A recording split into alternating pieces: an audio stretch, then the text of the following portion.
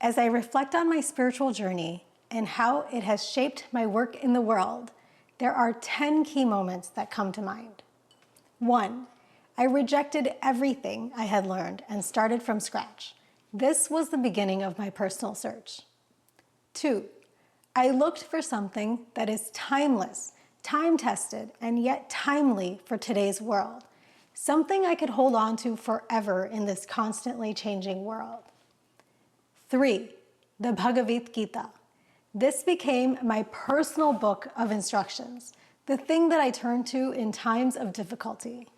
I often wondered where Sri Krishna was in today's world, and if I would be able to pierce his disguise. 4. I realized that today's Sri Krishna is Shah Karim, and that this path provides a present, living Imam and continued guidance till the end of time. We never have to worry about who is next. 5. Work as my worship.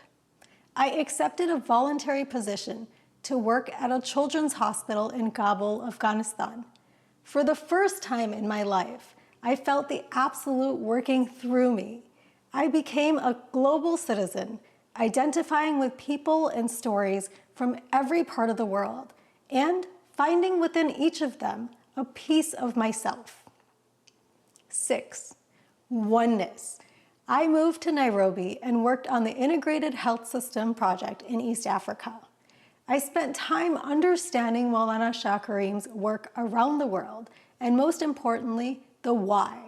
Oneness is at the heart of all his work.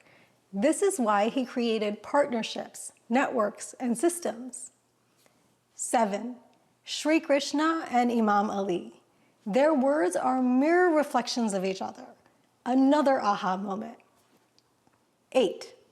Intellect, faith, and justice. Imam Ali's definition of justice, which is putting all things in their proper place.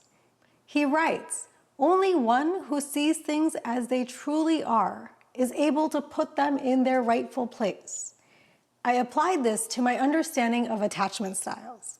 I realized that when I am people-pleasing and giving into external pressures, I am operating from an insecure attachment. If we want to be securely attached, we have to trust our own inner guidance as an act of faith. Every time I trusted my gut, especially while disappointing those closest to me, such as parents, partners, mentors, and friends, I reaffirmed my faith. When I chose to get divorced, I reaffirmed my faith. That situation tested my faith, awakened my inner Imam, and paved the way to my individuation.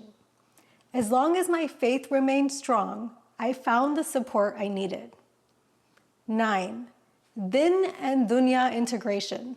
The guidance that Mawlana Shah Karim provided wasn't just for my spiritual life, but also for my worldly life, as the two are inextricably connected.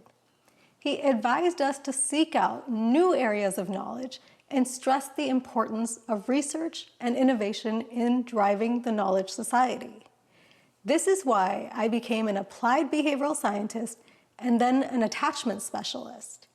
He reminded us that the purpose of education is to better understand Allah's creation and that we are a part of it. He deeply inspired my path and purpose, which is to help people shift from insecure to secure attachment through patterns to presence. Here is my vision for patterns to presence. Our greatest potential as human beings is in our ability to work together. However, too often our preconceived notions, hard-earned independence, and subconscious insecurities get in the way. We are all a set of patterns. Our negative beliefs about ourselves and the world are like pre-installed programs that are running our lives. They produce the same familiar doubts, fears, reactions, and conflicts, and thereby limit our evolution. We now know how to scientifically overcome these negative beliefs through a proven process. Together, let's learn to see clearly and create a more secure, peaceful world within and without. 10. Everything. Mawlana Shah Karim's vision and guidance is the scaffold upon which I built my entire life.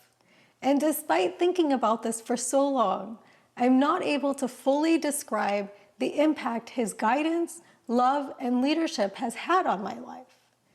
There is no part of my life that is untouched by him.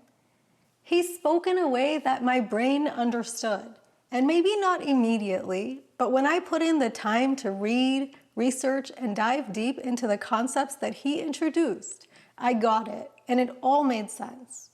For an autistic brain, this creates a rare level of clarity and comfort, and for that I am eternally grateful.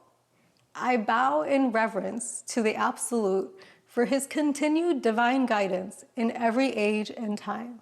Hai Zinda.